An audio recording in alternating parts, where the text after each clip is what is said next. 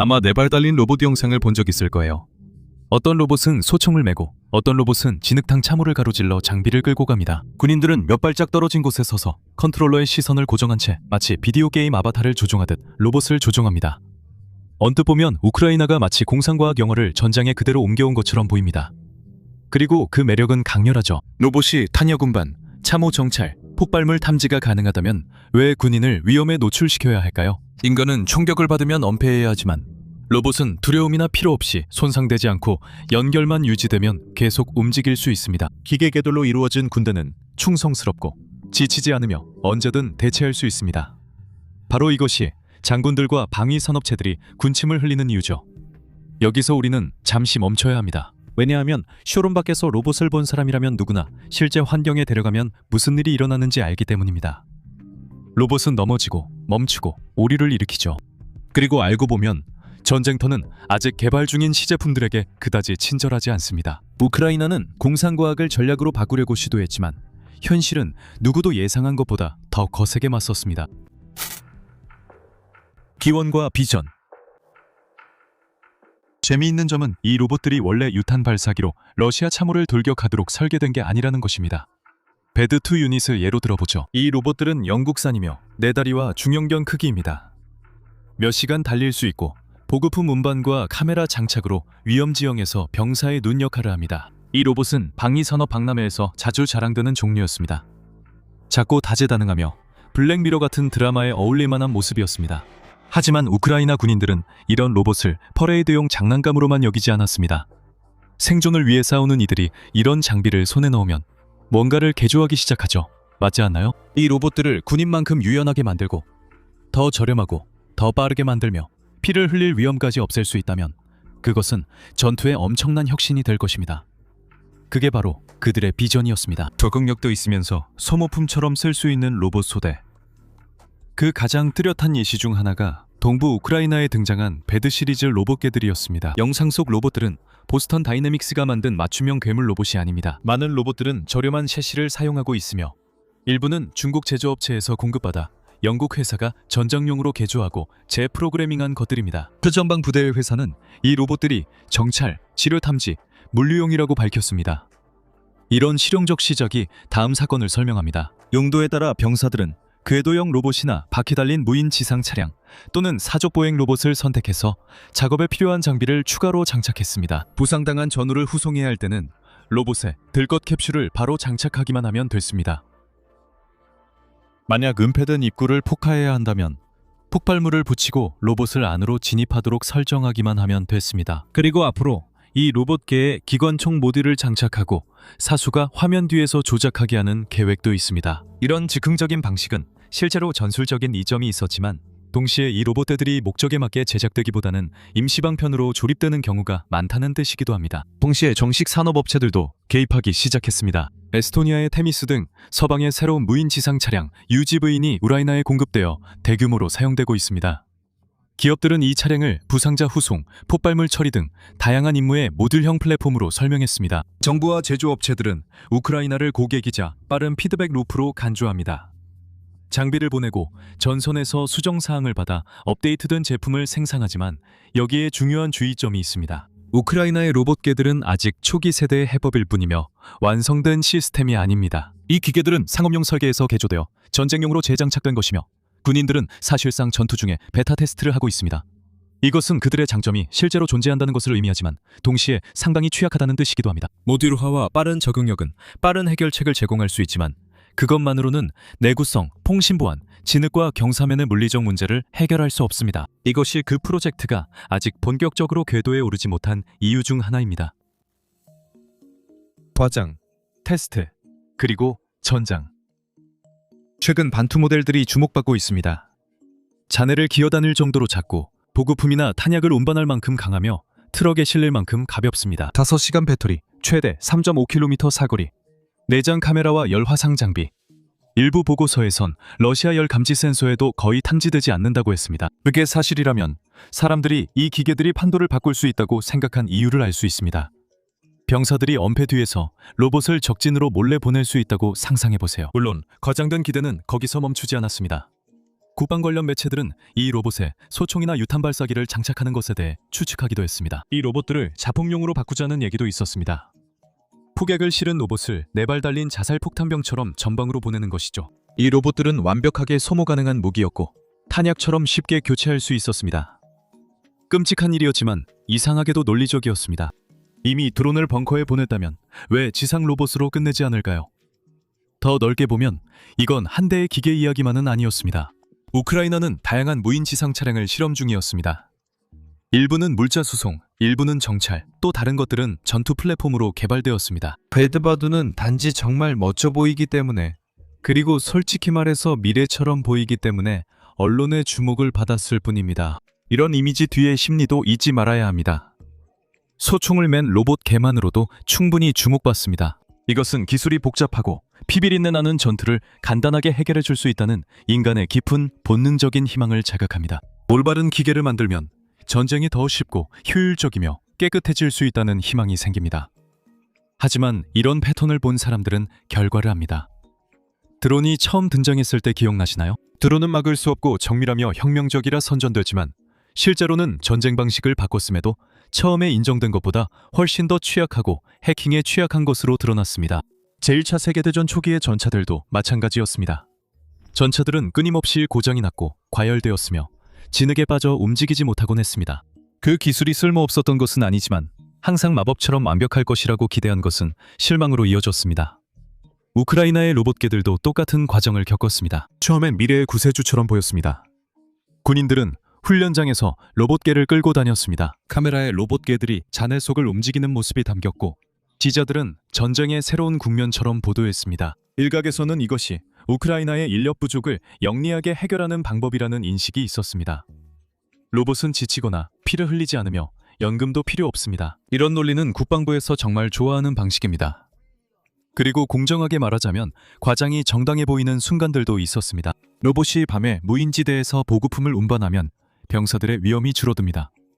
실제로 한 로봇은 접근이 어려운 상황에서 부상병을 안전한 곳으로 옮겼습니다. 그 짧은 순간들은 영구적인 변화가 시작된 듯 느껴졌지만 이 단계에서도 이미 문제점이 드러났습니다.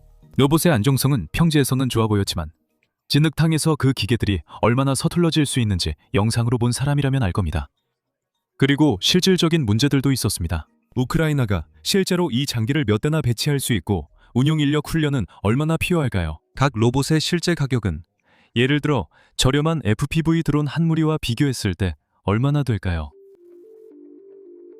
전장의 현실과 실패하는 이유. 프로토타입의 문제는 결국 언젠가는 현실과 마주해야 한다는 점입니다. 우크라이나의 로봇 공격견들에게 그 현실은 시험장이거나 키이우의 박람회가 아니라 진흙탕과 폭격, 머리 위로 윙윙거리는 드론, 그리고 러시아의 전자전이 전파를 뒤덮는 상황이었습니다. 그리고 아주 빠르게 모든 한계가 분명해졌습니다. 첫 번째 문제는 지형이었습니다. 이 로봇들이 콘크리트나 잘 다져진 흙 위를 걷는 영상은 이야기의 절반에 불과했습니다. 동부 우크라이나는 평평한 전시장 바닥이 아닙니다.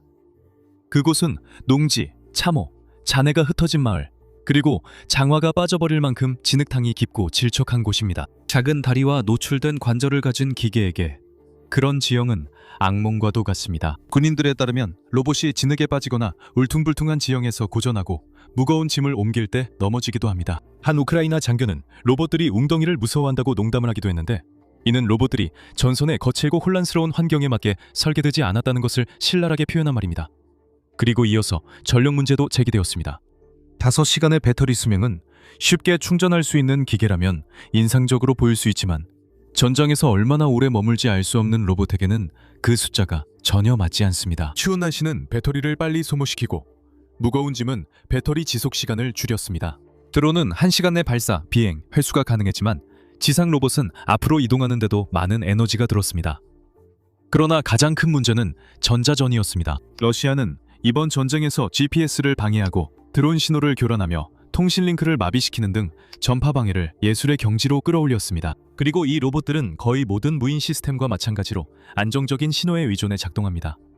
일단 조종자와의 연락이 끊기면 그 자리에서 멈춰버립니다. 일부 보도에 따르면 러시아의 전파 방해가 단순히 이들을 무력화시키는 것뿐만 아니라 때때로 제어 시스템을 혼란스럽게 만들기도 했다고 합니다. 버튼 하나로 무력화되거나 시야를 잇는 로봇은 자산이 아니라 오히려 부담입니다. 반면에 FPV 드론은 제작 비용이 몇백 달러밖에 들지 않습니다. 이 드론들은 빠르고 기동성이 뛰어나며 정확하게 목표를 타격할 수 있습니다. 반면에 이런 지상 로봇들은 한 대당 수천 달러가 들고 조깅하는 병사보다 느리며 동일한 제밍 도구에 취약합니다. 자원이 제한된 우크라이나 지휘관이라면 계산은 어렵지 않습니다. 기어다니는 로봇에 소중한 자금을 쓸 이유가 없죠. 날아다니는 드론 10대를 살 수 있는데 말입니다. 여기에 인적 요인도 있습니다. 이 기계 운용자 훈련은 쉽지 않았습니다. 드론은 금방 배울 수 있지만 로봇은 더 전문 지식이 필요합니다. 지상 내비게이션, 적재물 균형, 문제 해결을 이해해야 했지만 노력에 대한 보상이 항상 충분하지는 않았습니다. 군인들은 때때로 자신들의 로봇계에 애착을 가지기도 해서 어떤 경우에는 교체 대신 수리를 고집하기도 했습니다. 그렇게 되면 군인들이 필요할 때 장비를 포기하는 걸 주저하거나 새로 지급받는 것보다 더 많은 비용이 드는 수리를 기다리게 될 수도 있습니다. 기대와 현실이 다르다고 로봇이 쓸모없다는 건 아닙니다. 로봇이 부상자 대피나 보급품 운반을 돕는다면 그것만으로도 좋은 시작입니다. 하지만 과장된 기대감이 현실과는 전혀 다른 이야기를 만들었기 때문에 실망스럽게 느껴집니다. 그리고 현재의 사용 사례에서는 이 로봇들이 너무 취약하고 비용도 많이 들어 정당화하기 어렵습니다. 하지만 이들이 기대에 미치지 못한다는 사실은 다시 한번 전쟁의 가장 잔인한 진실 중 하나를 보여줬습니다. 전쟁은 미완성된 기술에 대해 무자비합니다. 실험실에서 하는 실험처럼 다듬고 반복하고 개선할 시간이 없습니다. 기계가 처음부터 제대로 작동하지 않으면 군인들은 신뢰하지 않고 지휘관들도 요청하지 않으며 자원은 제대로 작동하는 다른 장비로 옮겨갑니다. 실패에서 얻은 교훈과 로봇 전쟁의 미래. 생각해보면 전쟁은 항상 잔인한 시험장이었습니다. 최초의 잠수함들은 물이 새는 죽음의 덫이었죠. 전투에 처음 투입된 비행기들은 권총이 묶여있는 나무연에 불과했습니다. 그리고 앞서 언급했듯이 최초의 탱크들은 전투에 투입될 때만큼이나 진흙에 자주 빠지곤 했죠. 하지만 오늘날 잠수함, 항공기, 그리고 탱크는 현대 군대를 규정하는 핵심 전력이 되었습니다. 이들은 수십 년에 걸친 실패와 재설계, 그리고 적응 끝에 비로소 없어서는 안 될 존재가 되었습니다. 이와 같은 순환이 로봇 분야에도 나타납니다. 우크라이나 실험은 아이디어 결함이 아니라 너무 빨리 실행해서 실패했습니다. 그들이 밝혀낸 사실도 그만큼 중요했습니다. 로봇이 성공하려면 자율성, 견고한 설계, 그리고 전자전 저항력이 필요하다는 것입니다. 이런 문제들은 해결 가능하지만 싸게도 빨리도 해결되지는 않을 것입니다. 그러나 우크라이나는 실패 속에서도 세계에 무엇을 피해야 하는지 보여줬습니다. 미국과 중국에게는 이것이 실전에서 얻는 공짜 교훈인 셈입니다.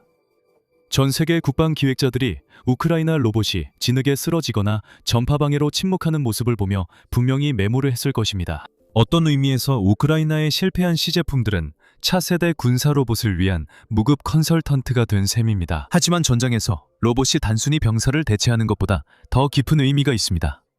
이는 전쟁의 논리가 변하고 있음을 의미합니다. 소모 가능한 기계들이 가장 치열한 전투를 벌이고 지상 드론의 무리가 인간이 발을 들이기 전에 지뢰밭이나 참호선을 돌파하는 미래를 상상해보세요. 그런 형태의 전쟁은 인명 면에서는 공격의 대가를 낮추지만 기계 측면에서는 더 많은 비용이 들게 만듭니다. 기계가 보통 국가들이 협상하게 만드는 인명피해를 대신하게 되면서 전쟁이 더 길어질 수도 있습니다. 그리고 이것은 우리가 지금부터 생각해야 할 문제입니다. 우크라이나의 로봇 실패가 영원히 계속되지는 않을 것이기 때문입니다.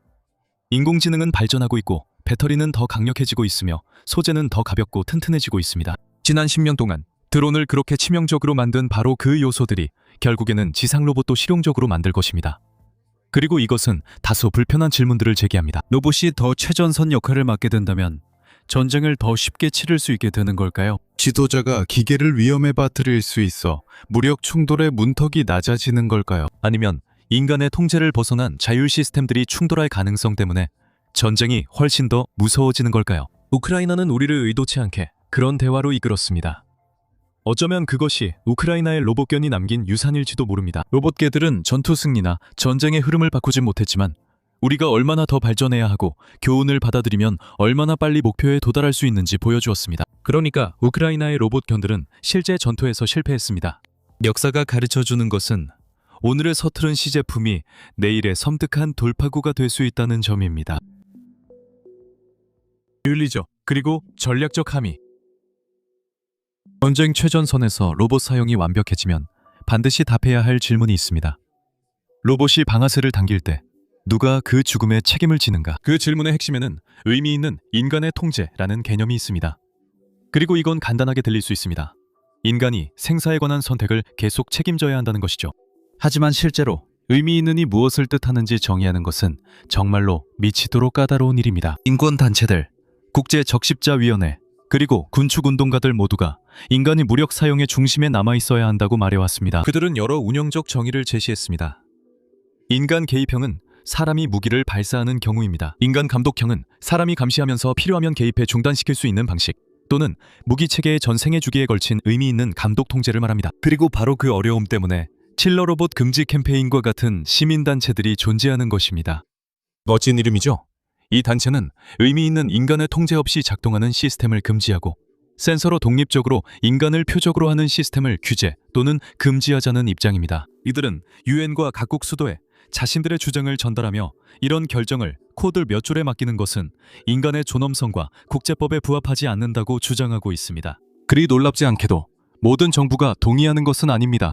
2025년 유엔은 여러 국가들과 협의를 가졌고 안토니오 구테우스 사무총장은 2026년까지 자율무기 규제에 대한 명확한 규칙을 마련할 것을 각국에 촉구했습니다. 하지만 미국, 러시아, 중국, 인도를 포함한 주요 강대국들은 국제적 금지보다는 국가별 지침과 기존의 국제법을 선호합니다. 이런 분열이 이곳의 핵심 정치 문제입니다.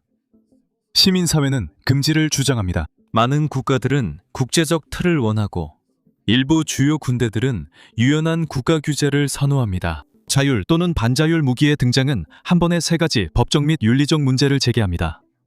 책임성, 구별, 그리고 비례성입니다. 만약 자율적으로 경로를 찾는 지상 로봇이 목표를 잘못 식별해서 민간인을 죽인다면 여기서 책임자는 누구입니까?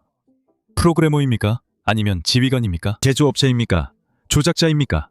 아니면 기계 자체입니까? 휴먼 라이츠 워치 등 비정부 기구들은 현 법 체계로는 책임자를 명확히 밝히기 어렵고 이는 책임 공백이나 잘못된 비난으로 이어질 수 있다고 주장합니다. 또한 기계가 분류 오류를 일으킬 수 있습니다. 민간인과 전투원 구분은 상황, 의도, 인간의 미묘한 신호에 따라 달라져 명확하지 않습니다. 그리고 기계는 아직 그런 판단을 신뢰할 수준이 아닙니다. 도덕적 상상력이 없기 때문이죠. 또 다른 실질적인 우려는 이 기술이 허가받지 않았거나 규제되지 않은 집단의 손에 넘어갈 위험이 크다는 점입니다. 상업용 부품으로 만들어진 무장지상 로봇은 복제되거나 수정되거나 암시장에서도 구매될 수 있습니다. 이 기술은 민간 로봇과 무기라는 이중 용도를 가지고 있기 때문에 통제가 약해지는 순간 위험한 능력이 국가의 감독을 벗어나 퍼질 수 있습니다. 그렇다면 여기서 선택할 수 있는 정책 옵션은 무엇일까요? 현재로서는 두 가지가 있습니다.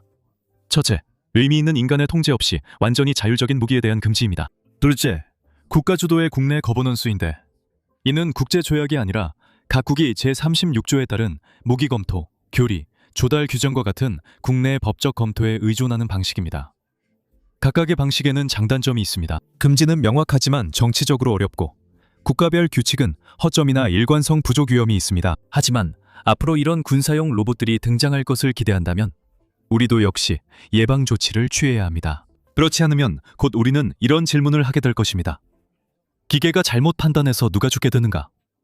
인간의 판단과 자동화된 행동의 경계가 흐려질 때 누가 대가를 치르는가? 이 질문들은 시급하며 앞으로 몇 년이 세계가 이를 얼마나 진지하게 받아들이는지 보여줄 것입니다. 시청해주셔서 감사합니다.